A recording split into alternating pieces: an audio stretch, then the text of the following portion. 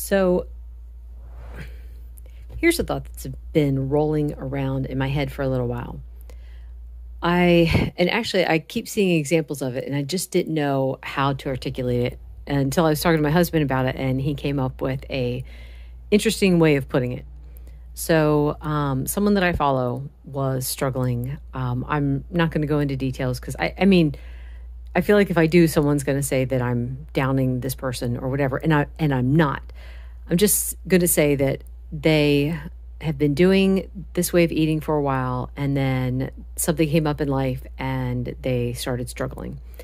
And the thing is, I was thinking about that, like, I have never really been a stress eater. I don't eat my feelings. If I'm upset, food is not what I go to. And now, in saying that, though, this does not mean that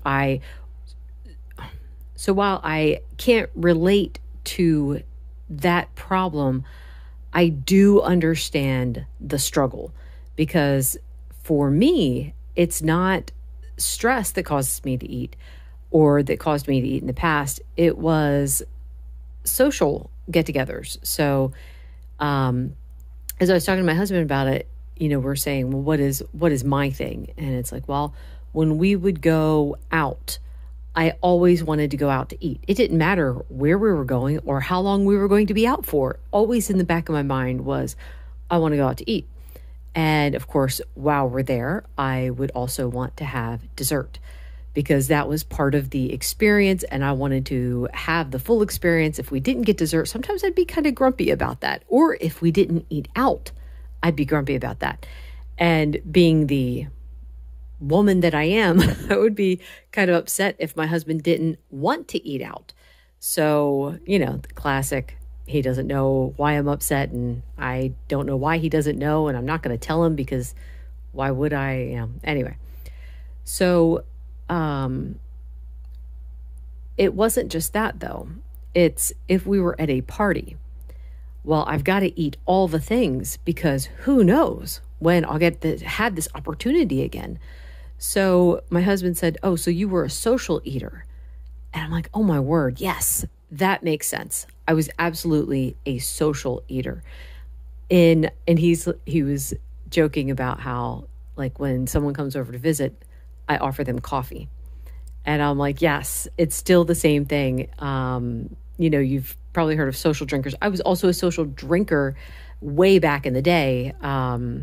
If we were going out and everyone else is having a drink, I would have a drink with them, but I wouldn't have beer by myself. That was not the kind of person that I was. So anyway, which of course is not to fault anyone for that problem. I know that that's a hard problem too. So I thought that was pretty interesting. So how did I get past the social eating aspect? Because right off the bat, when I first started this diet, within 2 weeks, my husband had a get-together, and we had all kinds of food down there. Everyone brought a dessert, and I'm like, how in the world am I going to make it through? This will be my first get-together since I started this diet, and I had already decided I'm going to be on this diet for the rest of my life. So how do I navigate this social situation where normally that would be my excuse to eat? So I decided, you know what? Okay, it's not that I'm going to say I'm not going to have anything, but let's just put it off as long as I can. So I kept walking past the food, and I'd be like, you know what? I'm not actually hungry right now. I'll have something later. Walk past it again, and I would say the same thing. Again, I'd say the same thing until I had made it the entire night and hadn't had a single thing. And it cracked me up because everyone was like, no one wanted to take any of the desserts home. I'm like, come on, no one's gonna, you guys are all gonna leave it with me. So I also learned something else important that night. I'm like, you know what?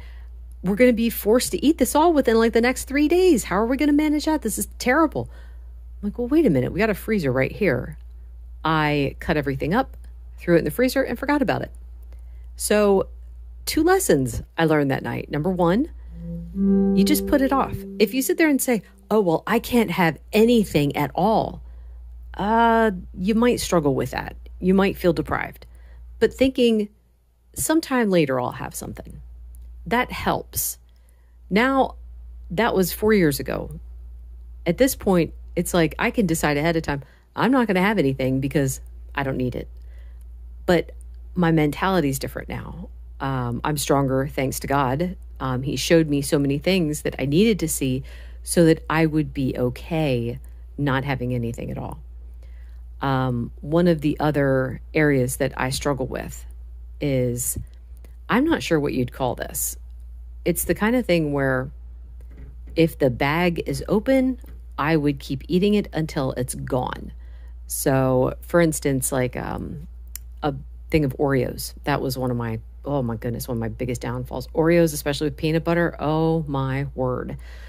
Anyway, so if I had one Oreo, I needed to have 5. And then just knowing that the bag was open, I would keep coming back to it over the next few days until they were all gone. And there were several things that were like that in my life. So like Cheetos, oh my goodness. Even though I always get a stomachache from Cheetos, it was the same kind of thing. So, yeah, that was something I really struggled with. But overcoming that was having the idea of, it's off limits to me. I can't have that at all. And I don't actually feel deprived saying that. It feels good because it's like it's in a vault. It's like, no, there is no touching that, because you know once you start, you can't stop. So I think some people would call that a binge, but it's not a binge as in I'll sit there and devour the entire container. My sensitive stomach, wimpy sensitive stomach, can't handle that. But I would continue over the next few days to eat it until it was completely gone. So yeah, I don't know what to name that. But anyway, what are areas that you guys struggle with? Are you a social eater? Are you a stress eater? Are you a binger? The binging is brought on by stress or something along those lines. What causes you to go off track? I'm thankful at this point, I can say, and I'm not patting myself on the back about this at all because of my history. But I can say at this point, I've never had a day off the diet, because once I made that decision that this is how I was going to live, there was no going off after that, ever. I've had like a meal, partial meals, we'll say. So it's like I would have like breaded and fried shrimp. That's off, but it's not like that would throw me off for the rest of the day, because it just, in my mind, it's like, no, this is how I eat now. This is how I live now. There is no going off.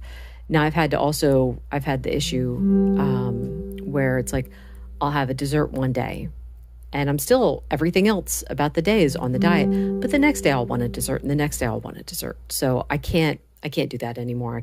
There's no, praise God, there's no sugar, there's no keto treats, because of what it does to me mentally and also physically. I get a stomachache from the keto treats, and sugar messes with my sinuses and it gives me a headache and stuff like that.